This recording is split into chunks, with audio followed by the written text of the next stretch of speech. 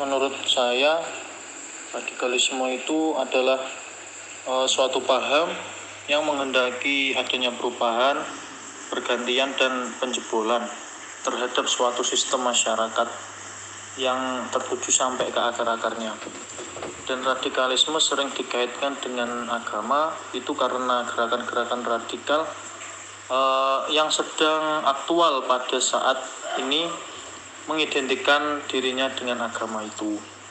Karena konflik-konflik terbesar itu yang terjadi dan memakan korban besar pada saat ini berkaitan dengan kelompok-kelompok radikal yang mengidentikan dirinya dengan agama tersebut.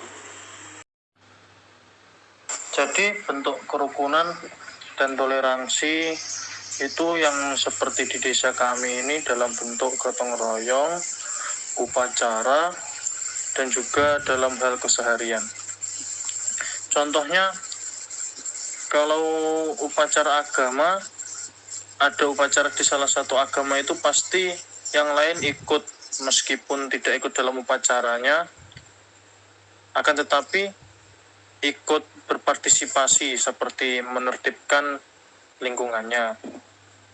Dan contohnya itu kalau apabila umat muslim menghadapi hari besar Islam, itu biasanya ada takbiran.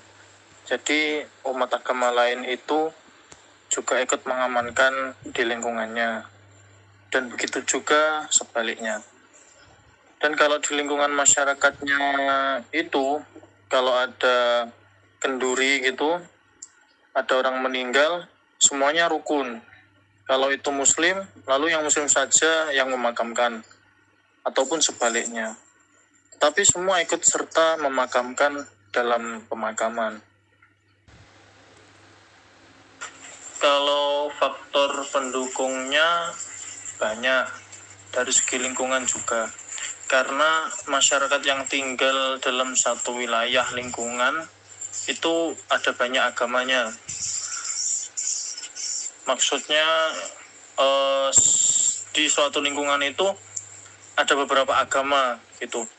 Makanya toleransinya juga banyak dan kita harus menjaganya serta melestarikannya seperti itu. Pemerintah desa kan juga sudah ada aturannya, juga kita harus mengikuti. Dan menurut saya kalau penghambat itu mungkin dari orang-orang yang luar daerah biasanya, yang ingin memecah belah kerukunan itu sudah ada dari dulu, dari orang-orang luar biasanya. Moderasi beragama itu menjadi jalan tengah sekaligus menjadi solusi agar tidak terjadi paham yang radikal bahkan intoleran. Dan sikap saling menghormati antar agama itu menjadi kunci agar tidak terjadi penutup atau sekat dan perbedaan sekaligus sebagai identitas yang harus dimiliki antar umat beragama. Dan moderasi beragama juga menjadi kunci terciptanya toleransi dan kerukunan bangsa. Jadi oleh karena itu diperlukan moderasi, salah satunya moderasi beragama untuk menjaga keharmonisan bangsa. Moderasi beragama sesungguhnya merupakan kunci terciptanya toleransi dan kerukunan baik di tingkat lokal, nasional maupun global. Jadi dapat disimpulkan bahwa radikalisme adalah suatu paham yang menghendaki adanya perubahan, pergantian, dan penjebolan terhadap suatu sistem masyarakat sampai ke akar-akarnya. Radikalisme sering dikaitkan dengan agama karena gerakan-gerakan radikal yang sedang aktual pada saat ini itu mengidentikan dirinya dengan agama itu. Karena konflik-konflik terbesar yang terjadi dan memakan korban besar pada saat ini juga berkaitan dengan kelompok-kelompok radikal yang mengidentikan dirinya dengan agama itu.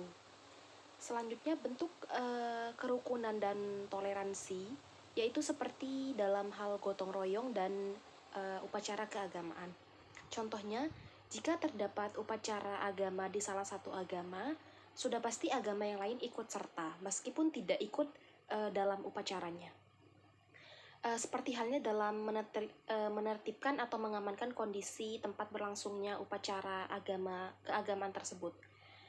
Banyak faktor pendukung kerukunan antar umat beragama, mulai dari segi lingkungan.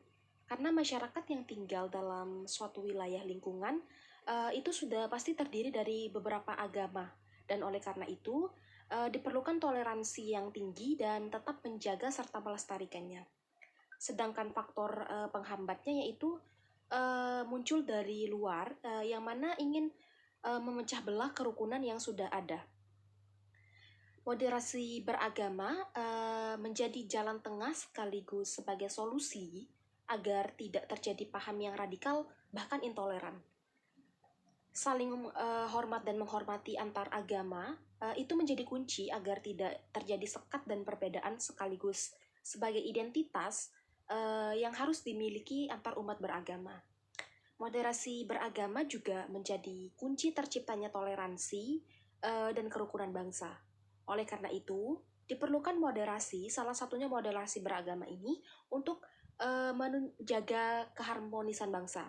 Serta, moderasi beragama juga merupakan kunci terciptanya toleransi dan kerukunan, baik di tingkat lokal, nasional, maupun global. Sekian dari saya, mohon maaf apabila ada kekurangan. Wabillahi taufiq wal hidayah. Wassalamualaikum warahmatullahi wabarakatuh.